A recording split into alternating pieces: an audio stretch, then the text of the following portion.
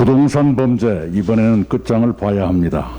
그러기 위해서 저희 당은 발본색원, 재발 방지, 정책 일관의 3원칙을 약속드린 바 있습니다. 부동산 범죄에 대한 초강력 수사와 함께 정치권의 솔선수범으로서 국회의원 등 선출직 공직자에 대한 전수조사를 이번에 한번 제대로 해야 한다고 생각합니다.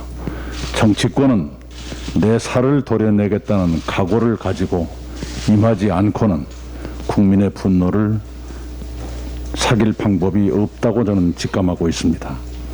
그러나 국민의힘은 민주당 먼저 하라며 전수조사 제안을 거부하고 있습니다. 참으로 부끄러운 일입니다. 국회의원 전수조사는 여야가 함께 국민 앞에 스스로를 드러내고 다시는 이런 잘못이 없도록 다짐을 드리자는 것입니다. 도둑이 재발절인 것이 아니라면 회피할 이유가 무엇인지 궁금합니다. 세간에서는 부동산 비리가 국민의힘 쪽에 몇 배는 더 많을 것이라는 얘기도 나돕니다. 설마 그런 이유로 국민의힘이 전수조사를 피하는 것은 아니리라 믿고 싶습니다. 민주당은 이미 소속 국회의원과 지방자치단체장, 시도의원 등에 대한 전수조사를 윤리감찰단을 통해 시작했습니다. 다만 당 자체 조사보다 여야 의원 모두에 대한 조사를 공신력 있는 제3의 기구에 맡기는 것이 국민의 신뢰를 더 얻을 수 있겠다 해서 제안드렸던 것입니다. 야당이 오늘이라도 동의해 준다면 신속한 전수조사가 가능하고 국민의 신뢰도 높아질 것입니다. 심지어 야당은 이 국면에도 부동산 등 비리 의혹이 많은 후보를 내놓고 4.7 재보궐선거에 임하고 있습니다. 우리는 그런 의혹들을 밝혀내서 국민의 판단에 도움을 드리도록 할 것입니다. 국민의힘은 대통령 사저를 놓고서도 투기를 목적으로 사저부지의 형질을 변경했다는 등 허무맹랑한 주장을 계속합니다. 양산 사저부지는 대통령님이 퇴임 후 직접 들어가 사실 목적으로 취득한 땅입니다. 투기 목적이라면 이란이 가당치도 않은 날조입니다. 사저부지는 대지, 밭, 도로 등이 혼재된 복합토지입니다.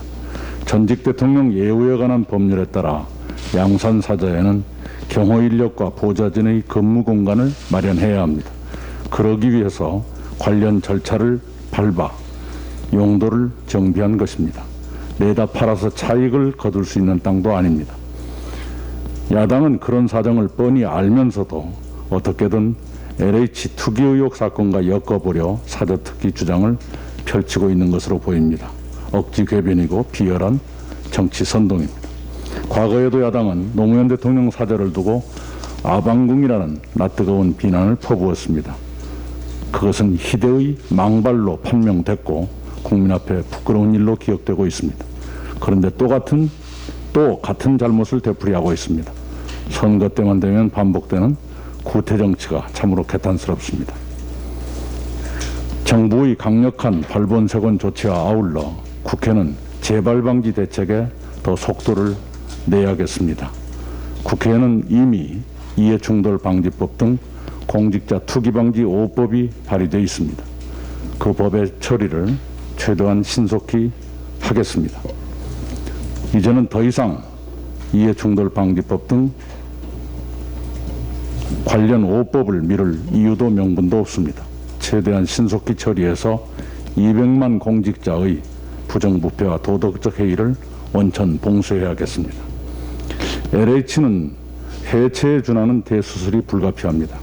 LH는 택지 조성부터 주택건설과 부동산, 금융 등에 이르기까지 포괄하는 공룡 공기업입니다. 직원 10,000명에 자산 규모 184조 원에 달합니다. 2009년 이명박 정부에서 토지공사와 주택공사를 통합한 후 비대한 조직 내부에서 쌓여온 부정부패의 척폐가 터지고 있는 것입니다. 이 방대한 기구를 개편해 상호 감시와 견제가 작동하는 투명하고 효율적인 국민의 주거복지기관으로 환골탈퇴시키겠습니다.